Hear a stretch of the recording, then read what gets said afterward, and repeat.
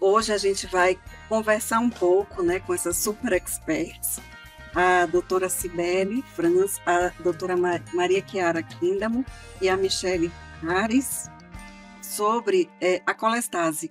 Quando que a gente vai pedir testes genéticos? Então, a gente vive um momento em que a gente tem aprendido uma velocidade muito rápida, os testes vêm avançando, as doenças vêm aparecendo, e a gente precisa entender algumas situações. Então, o primeiro guideline de colestase genética apareceu agora no ISO, né, em julho, ele foi publicado, porque comumente as colestases genéticas se manifestam em adultos, a gente tem avançado nessas técnicas e variantes têm acontecido cada vez mais, e com o rastreio familiar, as variantes de significado incerto têm sido um problema, e é um grande desafio aconselhar e seguir esses pacientes e tratar esses pacientes. Então, alguns conceitos são importantes. Então, a gente coloca aqui que o gene é formado por introns e exons. Os exons são a parte que realmente trabalha para produzir as proteínas, e os introns, antigamente se acreditava que eles não tinham uma função, e hoje a gente sabe que eles têm uma função regulatória. Mas, de fato, um gene normal, ele produz uma proteína normal, um gene alterado produz uma proteína defeituosa. E a gente tem, desde o DNA, passando para o RNA, até o RNA mensageiro, são aproveitados apenas os exons para fazer essa codificação. O exoma é o conjunto de todas as regiões codificadoras, que são os exons do DNA humano, mas isso só corresponde a 1,5% do genoma. Então, a gente tem alguns métodos, né, de pedir essas variações, e aí eu começo aqui com o sequenciamento do genoma completo, que sequencia tanto os exons quanto os introns, quanto regiões regulatórias e regiões intergênicas.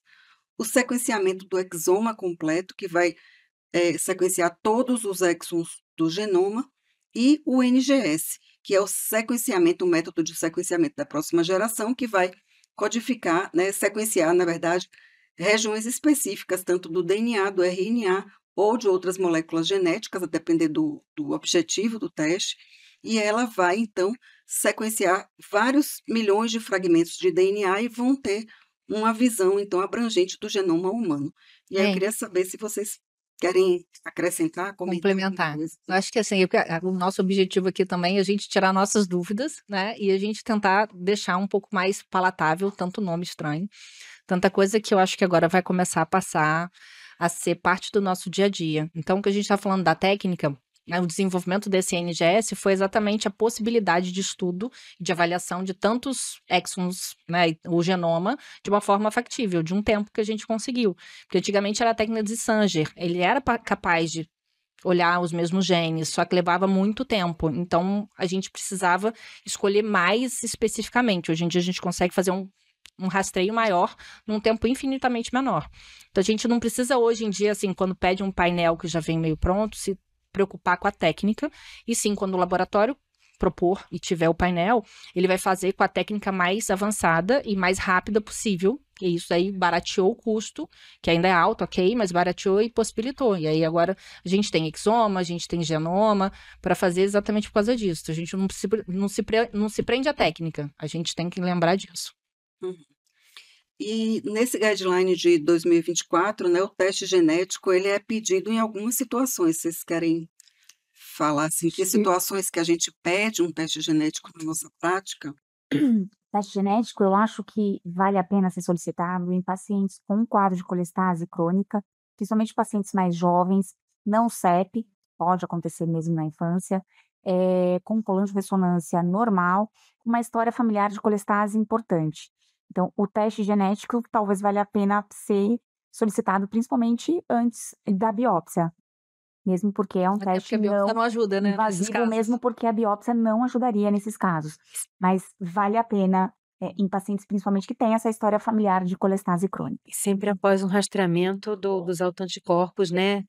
Os típicos e Sim, atípicos antes de você ir para o teste genético. Então, afastou principalmente uma colangio-ressonância, né? doença que você não consegue identificar, né? E aí você vai com a clínica? É claro que os anticorpos são importantíssimos, mas vale ressaltar aqui que a gente não pensa numa colangite biliar primária em paciente de 15, 16 anos, né? Pacientes jovens, adolescentes, né? Então, Vai acho que depender a também da CEP, epidemiologia, né, da faixa exatamente. etária que a gente vai A CEP, sim, eu acho que vale a pena ser descartada.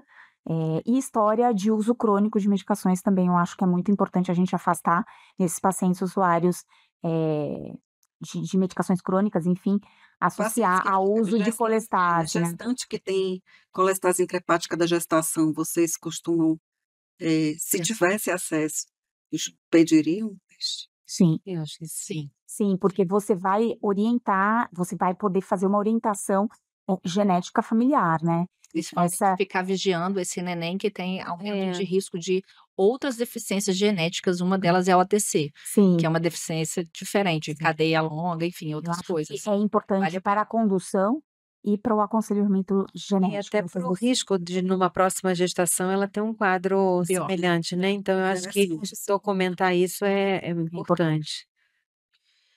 Então, e aí a gente vai pedir, então, pelo que a gente está conversando aqui, só para ficar claro, né? Primeiro a gente vai pedir um painel, e esse painel vai ser documentado pela técnica de NGS.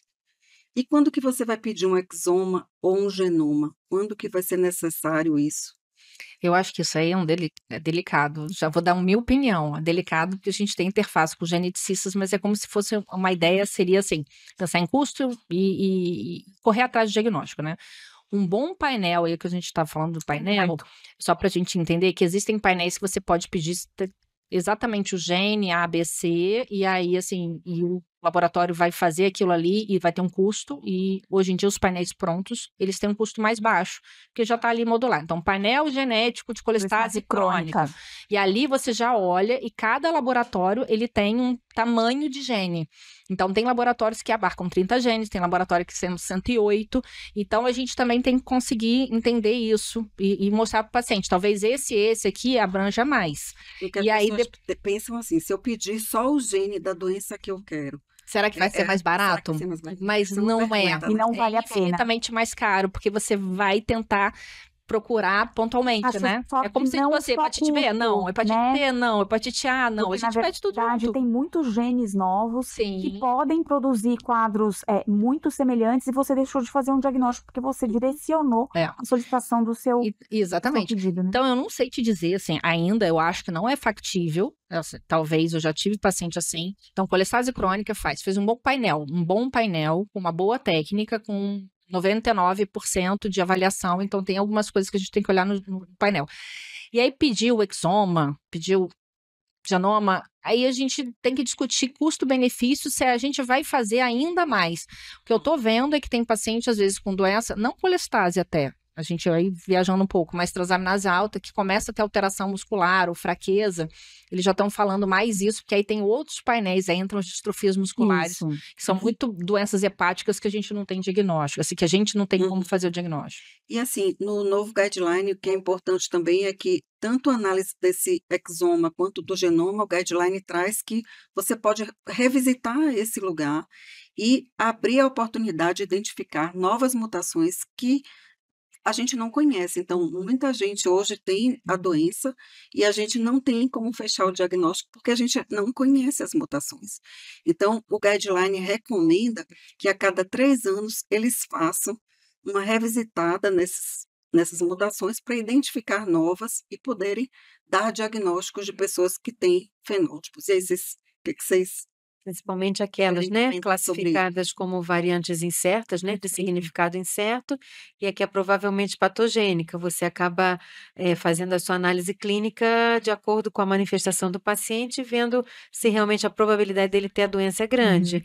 Mas quando você tem uma variável de significado incerto, idealmente você tem que revisitar esse banco, né, de variáveis e avaliar se em algum momento ela está determinada como uma variável patogênica. Ela mudou de classificação. ajuda, na verdade, novos diagnósticos, né? Porque isso fica documentado num banco genético. O né? nosso agente está contar, documentando. isso. Como a gente entrar em contato com o laboratório 2 anos depois, você pode mandar, e deve mandar um e-mail para o laboratório. Olha, meu paciente tem esse teste genético. Deve Você, ser documentado. tem mais alguma novidade sobre essa mutação, mesmo que a gente tem que documentar para um lado para o outro. Eles podem retornar dizendo, não, ela realmente mudou de classificação. E assim, os geneticistas fazem isso. A gente tem que Verdade. aprender. Então, a gente precisa ir atrás de documentar essas situações, Uhum. porque todos nós, com esses pacientes fazendo esses painéis, estamos tendo a oportunidade de vermos mutações diferentes. Então, conheço uma mutação, Chiara conhece outra, Sim. Michele outra, Cibele outra, e a gente tem que juntar essas informações para que a gente possa contribuir. E a gente seja, fala isso, exatamente, se- as variantes. Se não tiver bem caracterizado naquele momento, você precisa revisitar a seguir, né? Principalmente se o paciente continuar com a manifestação e você numa primeira avaliação não tiver conseguido elucidar se era uma variante patogênica ou não, né? E deixa claro que, assim, a gente está falando não é de solicitar de novo. A gente está falando de pegar o mesmo teste, né? E o o que sim. deu, e aí Sequenciar, aquilo ali né? você avaliar, não é para sequenciar de novo. A princípio, você não tem que Avaliar só. avaliar de novo. Mas Pra sim, gente, as pessoas não é para fazer de disseram novo. que Só se o aquela método for mudado. mutação Né? ali, que tinha um significado incerto, apareceu X vezes, e a partir daí ela foi identificada como Foi Ele reclassificado. levou. Só para tem várias reavaliar. regras. Isso. reclassificada. E aí a gente tem os pacientes com deficiência de alfa-1 antitrypsina. Vocês costumam ver na prática de vocês, assim, se pedir um painel de colestase e vem uma mutação do gene da serpina, como é que é isso? E quando vocês sabem que esse paciente tem deficiência de alfa-1, como é que é a sequência de vocês em relação a genotipar, fenotipar? A alfa-1-antitrypsina tem uma variabilidade muito grande de apresentação clínica, né? Então, isso vai depender da faixa etária. Por exemplo, na criança, no neonato, a gente tem um quadro de colestase, a criança tem icterícia, colia fecal, faz diagnóstico diferencial com atresia de vias biliares. Então, eu acho que nesse momento essa caracterização ela é bastante importante, porque vai mudar a sua decisão. No adulto, normalmente a gente vê esse paciente na maioria das vezes, até com aumentos transaminais do que necessariamente com colestase. Mas o doente pode ter uma apresentação que vai desde alterações laboratoriais até um quadro de cirrose propriamente dito. Então, eu acho que a gente sempre tem que suspeitar, então ver na criança ou com quadro de colestase, ou com hepatomegalia, ou com algum outro quadro hepático, retardo do crescimento, fazer essa avaliação. No adulto, nesse espectro todo amplo de manifestações clínicas, desde alterações simples até um quadro de cirrose. E a gente vai começar primeiro dosando a alfa-1-antitrypsina, né? Que vai ser o nosso primeiro determinante. Valores muito baixos, abaixo de 50, normalmente são relacionados ao fenótipo da doença, que é o ZZ, e os pacientes, em geral, têm manifestação clínica. E a gente entende que as manifestações podem ser pulmonares, também associadas, ou hepáticas. Então, a manifestação vai depender do fenótipo do paciente, de outros polimorfismos e de questões ambientais. Então, assim, como primeira triagem, a gente faz a avaliação da dosagem da alfa-antitrypsina, depois faz essa fenotipagem, o que a gente chama o fenótipo M é o normal, o Z é o patológico, quando o paciente é ZZ, é que ele tem uma probabilidade maior de fazer a doença, e na realidade está associado a valores muito baixos de alfa-antitrypsina. A importância disso qual é? Quando a gente tem um quadro pulmonar, você tem direcionamentos de tratamentos específicos. A gente sabe que são pacientes normalmente com enfisema, numa faixa etária muito jovem, mas na doença hepática a gente não tem um tratamento específico, então é muito importante para a orientação de controle dos fatores de risco. Então, evitar que esse paciente fume, que esse paciente beba, que ele não tenha doença esteatótica associada. Então, são várias questões e esse paciente precisa ficar sob vigilância. E aí vamos, assim, a gente fez um painel de colestase para uma colestase X. E aí veio o gene da serpina mutado. O que isso impacta na prática de vocês? Com um paciente que não sabia, que não tem sintomas. Essa questão de que não necessariamente o fato dele ter mutação vai gerar uma apresentação clínica. Então, ele sabe, a gente tem esse conhecimento, e no sentido da doença hepática é mais uma orientação, já que não tem até o momento tratamento específico. Então, a gente orienta ao controle de todos os fatores de risco, avalia doenças hepáticas outras concomitantes e faz o segmento desse paciente pelo risco de progressão de fibrose e, eventualmente, até de carcinoma hepatocelular. Mas é a frase que os geneticistas sempre falam e a gente tem que... Teste genético não faz diagnóstico. Não faz Quem faz diagnóstico é a a clínica e o clínica, teste. né? Então, uma alteração, A gente ainda mais nesse dosaria caso. e ficaria acompanhando ali para ver se aparece Isso. tipo Pode ser que ele Isso. desenvolva ao longo do tempo. E o Ok. mais importante é que, assim, essa alfa-antitripsina, como é uma proteína de fase aguda, ela às vezes pode estar superestimada se você avaliar o paciente no momento que ele está inflamado. Então, a recomendação é fazer dosagem de alfa-feto junto com a PCR-T, para você ver se tem alguma inflamação concomitante, né? Então, sempre avaliar se aquele valor não está superestimado, se você tem uma apresentação clínica que seja sugestiva. Eventualmente, nesse doente sem diagnóstico, quando a gente vai para a biópsia, a gente pode encontrar aqueles grânulos PS positivos. Então, isso ajuda a fechar. Mas da parte clínica geral que eu estava lembrando aqui, mas quem tiver paniculite necrosante também está mandatório investigar a deficiência de alfa-1, que não tem nada a ver com o fígado, mas às vezes a gente acaba vendo. As panicolites. Mas assim, então o que ficou aqui da conversa é que assim, primeiro dosar a alfa-1, Isso. depois fazer a fenotipagem, Isso. e a genotipagem vai ficar assim para um caso extra, uma coisa que você tenha dúvida. Se no caso descobrir um gene mutado sem clínica, observa a clínica, faz a dosagem e acompanha esse paciente. E a síndrome de Alagille, o que é que é? Então, assim, uma coisa interessante também, quando a gente pede o painel, é que às vezes vem um braço com a mutação e o outro sem. E o que isso importa para a Alagille, para a Isso gente é- ter esse diagnóstico? Como é que a gente vai investigar? Como que a gente pede esse teste genético e como que a gente interpreta ele?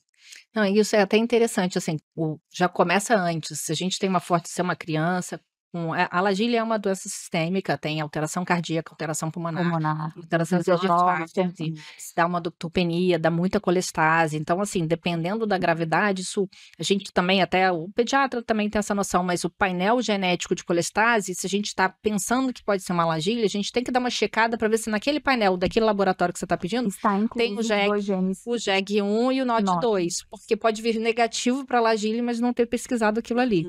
Já começa aí. Só que para a Alagille, diferente de todas as outras, basta uma heterozigose para a gente conseguir fechar com o fenótipo correspondente, e uma heterozigose já fecha um diagnóstico, exatamente porque é uma doença autossômica dominante. Isso é muito importante. Basta um alelo doente que ele vai estar mandando ali naquela situação. É diferente de você, numa checagem familiar, você vê alteração em algum desses genes. Se o paciente não tem colestase, não tem outra clínica, não tem nada, ele tem alteração, mesmo sendo uma doença autossômica dominante, a penetrância, e a gente vai entrar em outros E eles fazem uma critérios. colestase muito importante, né? Fazem uma colestase muito importante. Mas é porque não é agora que a gente está tendo mais acesso a isso, a gente vê o pediatra falando assim, olha, eu fiz esse diagnóstico dessa criança, mas olha como é que o pai é parecido e agora eu preciso colocar ele no ambulatório e o pai tem alteração genética. E aí a gente ganha o paciente adulto e É tem a muito criança. estereotipada. Isso. Mas e o pai tá saudável, assim, Nunca né? achou que tinha nenhuma doença. E a gente está até que conhecendo essa doença que sempre foi da pediatria. Sim. E a gente está começando a aprender sobre. Mas são os espectros. Quando eles crescem, eles passam pra gente, né? Não é?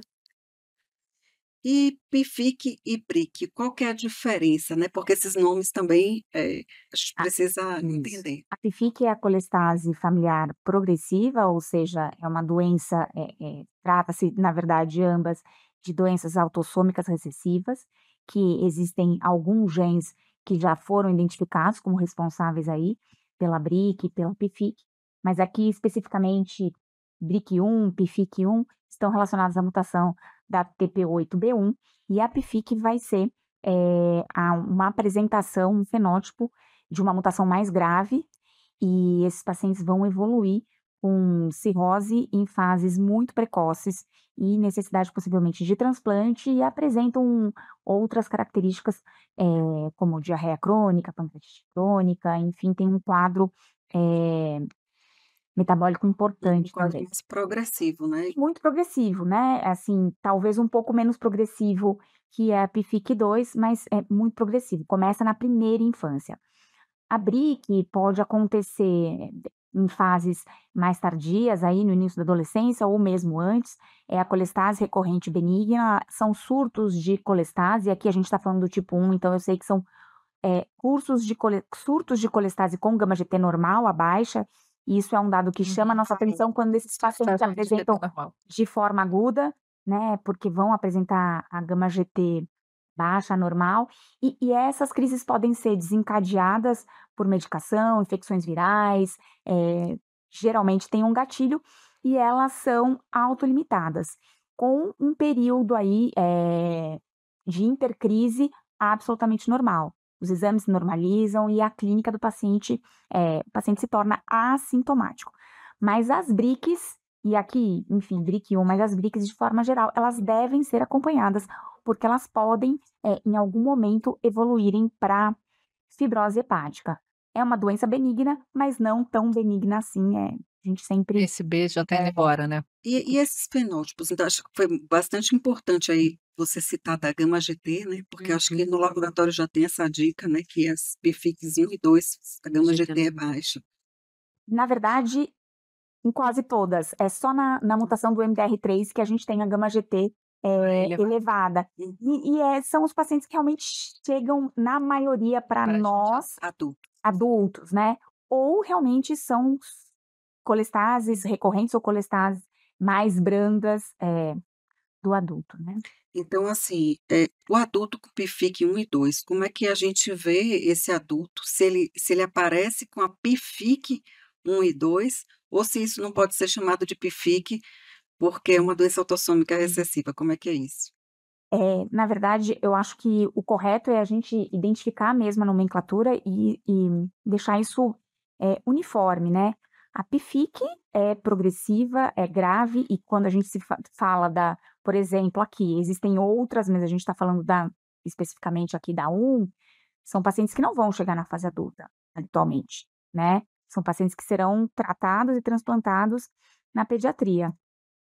Quando a gente fala do fenótipo do adulto na mutação da TP8B1, então a gente tem que, usar essa nomenclatura de forma correta, e a gente vê a colestase gestacional relacionada à mutação da TP8B1, e na mutação do ABCB11, a gente vê a colestase gestacional, a colestase relacionada com estanozolol, o anabolizantes, androgênicos e, colestase induzida por droga, né.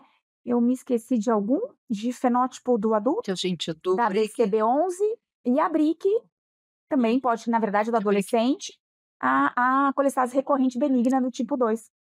É isso aí. E a 2, a deficiência de BSEP no adulto, como é que é? São essas, né, Também, na né? verdade, é a colestase recorrente benigna do tipo 2, a colestase gestacional e a colestase induzida por estanozolol, androgênios, Gerais. E a deficiência de MDR3, elas têm quais fenótipos no adulto? E como que a gente bate o martelo assim, isso daí é uma deficiência de MDR3 e é PFIC3? Eu acho que aqui a gente sempre tem que pensar na mutação do MDR3 quando a gente tem gama-GT elevada.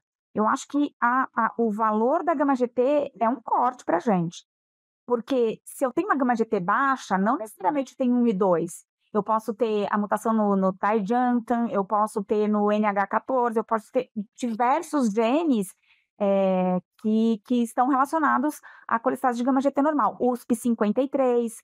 Agora, sim, a ideia não é nem citar aqui todos os genes, mas quando o paciente se apresenta com a gama-GT elevada, eu tenho que pensar numa colestase relacionada à mutação do MDR3, né, do Mas assim, quadro da ABCB4 que codifica o esse MDR3. paciente precisa ter o ABCP4 dos 2 lados para ser PFIC3. Que a gente está querendo dizer assim, em homozigose, que são dos Sim. 2 lados, ou heterozigose composta, que são São adultos que 2 têm, variantes, mas é isso.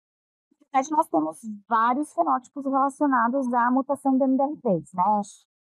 Então, independente, vou falar de uma forma geral, independente de serem, heterozigotos ou não, a gente tem PAC, a gente tem colestase evolutiva para cirrose do adulto, a colestase transitória gestacional, a PFIC, que acontece em fase mais,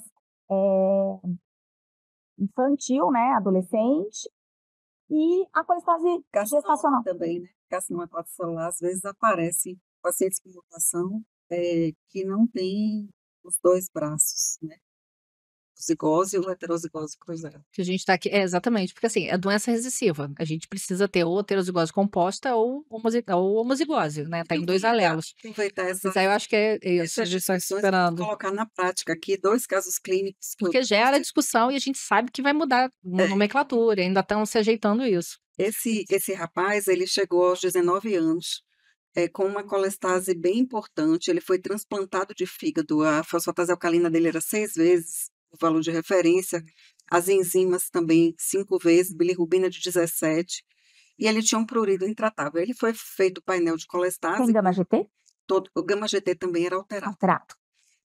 Todos esses genes aí avaliados, e ele veio 2 mutações no ABCB4 aqui. Uma que foi considerada uma heterozigose, que era patogênica, e a outra era uma variante de significado incerto. E a pergunta é, ele identifica? Se for, é 3, no caso. A Com gente tá certeza, a gente já sabe que é do MDR3, a gente Sim, não tem dúvida, sim. né? A Mas gente não sabe se tem isso. outra. Mas ele tem 2 heterozigoses. Esquecendo o que a gente já falou aqui rapidamente, mas o diagnóstico da VUS, vamos dizer que essa VUS já se elevou para uma 4 aí, uma variante, né, quase provavelmente patogênica, mas tirando isso, a gente tem que ter uma ideia melhor e olhar, e aí isso aí até no guideline fala sobre a gente olhar pai e mãe, para a gente entender se essa heterozigose dele, as duas que estão em cis ou em trans, se elas estão em 2 alelos ou no mesmo alelo. Se ela tiver no mesmo alelo, ela não tem força para fazer doença. Mas se elas tiverem alelos diferentes, elas já viram heterozigose composta. Mas isso não vai vir no laudo de um paciente. A gente vai precisar ver parente. E talvez A gente exista vê outros alteração. genes que a gente ainda isso. não conhece. Ou deleção, ou outras coisas. Mas nesse caso, a gente vê que o fenótipo é grave, né? Ele foi transplantado. A gente está clinicamente, a gente acredita Mas a gente que isso tem tenha, mas por mutação definição não. que é de significado incerto. Certo. Ele era cirrótico? Sim, Cirrótico. no explante. Sim. No explante era cirrótico, então. Ele estava agudizado de uma doença crônica. Então, ele já Então, tinha uma assim, a doença gente tem aí, esse paciente é um bom exemplo, né, que a Sim. gente tem na prática, né, um paciente com um fenótipo bem ruim e que a gente não consegue fechar o diagnóstico, porque a gente tem uma variante de significado incerto. Nossa responsabilidade daqui para frente vai ser transformar Sempre ela em relatar. patogênica. Exatamente. Mas aí a sempre. clínica dele é soberana, né? Porque ele teve uma Exatamente. progressão para uma doença crônica, precisou transplantar. Então a interpretação do teste genético é sempre relativa, Até né? para ele, no futuro, um aconselhamento genético, assim, ele saber disso, ele pelo menos uma dessas, Com certeza. ele vai passar para Sim, né, para uma exatamente. gestação, exatamente, se tiver os 2. E outro caso de uma menina também jovem, 18 anos, ela teve uma colecistectomia, e depois da colecistectomia, porque a gente acreditava que com a cólica biliar, a colecistectomia tinha passado algum cálculo que ela ia ficar bem, ela persistiu com enzimas alteradas e foi pedido, então, o teste genético. Desculpa, o IMC dela, ela tinha biotipo magro. Ela não tinha nada, foi feito toda a investigação para outras possibilidades, e aí foi feito esse painel com os genes avaliados e veio essa mutação em heterozigose como uma mutação considerada patogênica, mas é uma heterozigose.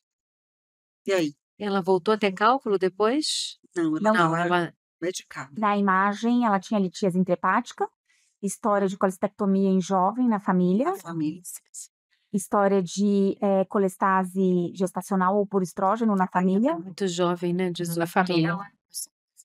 Eu acho que aqui, embora o critério radiológico de litíase intrahepática ele é relevante para o diagnóstico É, dentro do diagnóstico radiológico, né, É. da LPAC, mas aqui eu acho que o diagnóstico cabe muito bem, né, porque a clínica, 18 anos, jovem, com litíase, e alteração de enzimas, né, a LPAC altera muito, né, Altera a as enzima. transaminases, não só as canaliculares.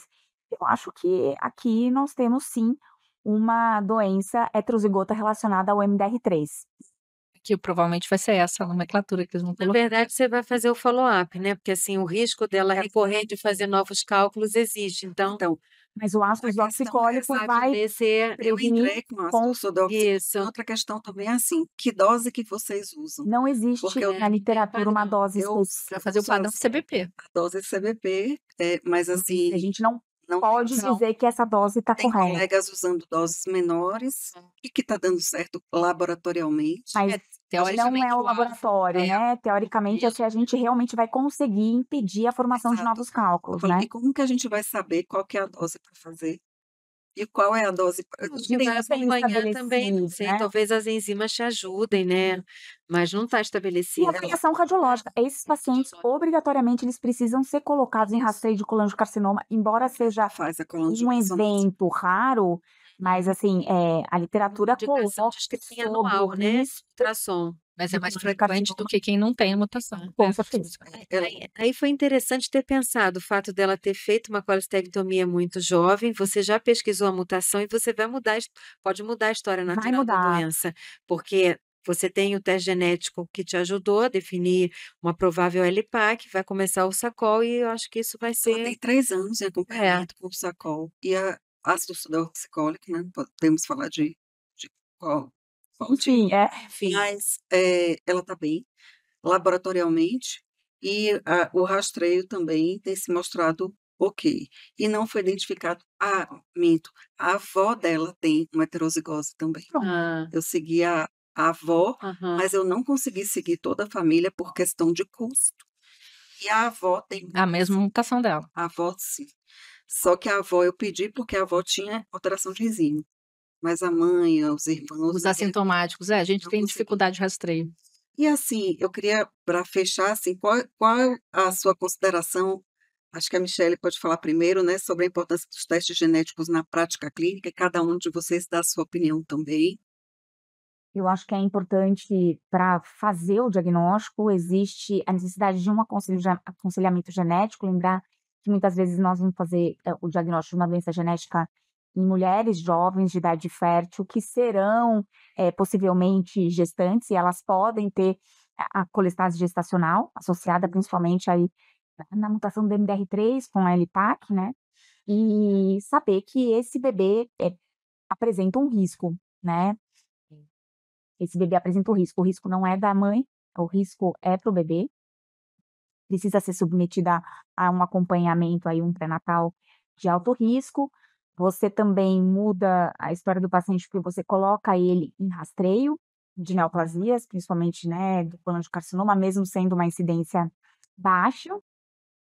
E eu acho que é isso, E a outra questão é, é o tratamento para a a proposta partir do do seu momento em que a paciente, né, gente que você começa a ter identificou. novas opções terapêuticas, né, então essa acessibilidade a fazer os testes genéticos é uma coisa que a gente tem que procurar, né, fazer mais, tornar mais acessível em Como é termos de que é o custo. acesso no Brasil Muito dessas difícil. Muito limitado. Difícil e caro. Mas o custo vem caindo. É. Ainda é um custo elevado, mas é um custo bem mais acessível. Infelizmente, a maior parte dos planos de saúde, se não Não todos, cobrem. não cobrem, cobrem. porque não está no rol da ANS. Isso não quer dizer que não seja necessário, só quer dizer que a obrigatoriedade não existe. Existe algum plano de saúde aqui ou ali, É. pode ser.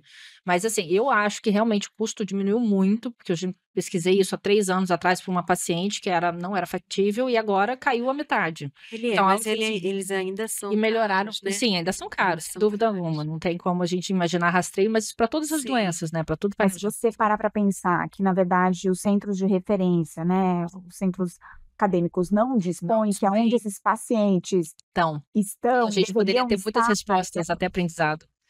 E o que é que a gente pode esperar do futuro, Chiara? O que é que você acha do futuro das colestases genéticas? Eu acho que a gente tem boas perspectivas, né, com a possibilidade da gente ter tratamentos específicos. Então, eu acho que num período breve a gente já tem isso, e eu acho que o importante é que a gente também torne essas drogas acessíveis, porque sempre a gente vai esbarrar nessa questão, do custo, mas a gente pode melhorar, a qualidade de vida dos pacientes, diminuir a chance desses pacientes irem para transplante, a questão do prurido, que é uma questão incapacitante em muitas pessoas. Então, eu acho que a perspectiva é a gente diagnosticar mais, ter novas drogas e tornar essas drogas acessíveis. complementar alguma coisa? E eu, assim, aí só botando aí não sei se direcionado só à colestase, mas talvez doença, o que a gente quer, talvez seja um painel no futuro, painel hepatopatia crônica, Nossa. painel elevação de transaminase, painel de colestase já existe, é caro, mas assim, imaginando que a gente já tem um estudo do ano passado, publicado por universidade alemã, que eles fizeram um rastreio de 52 pacientes com doença hepática idiopática. E no exoma, num genoma, para falar a verdade, eu acho que foi mais que o exoma, eles conseguiram fechar diagnóstico de 37 pacientes. Só que desses pacientes, a maior parte era colestase e os outros eram doenças bem raras e que realmente só saem com doença, desculpa, Uma avaliação o diagnóstico genético, porque o fenótipo era tudo muito parecido, elevação de transaminase ou uma esteatose desconhecida. Então, eu acho que talvez o futuro aí, eu acho que o futuro para todas as doenças seja, sim, a gente ter uma acessibilidade maior a exoma. Então, assim, Né? já fazer o rastreio inteiro, assim, o pacote Pronto, né? pronto. E eu acho assim Muito bem. que foi muito bom, né? A gente acho que conseguiu conversar bastante, discutir e delinear esse painel, né? E eu acho que o futuro já chegou. E agradeço imensamente a oportunidade, né, a PEF, a Sociedade Brasileira de Hepatologia, por abrirem esse canal de comunicação, para que a gente possa esclarecer mais sobre essas doenças cada vez mais comuns. Muito obrigada. Obrigada, muito Obrigada. obrigada, menina. Obrigada. Obrigada.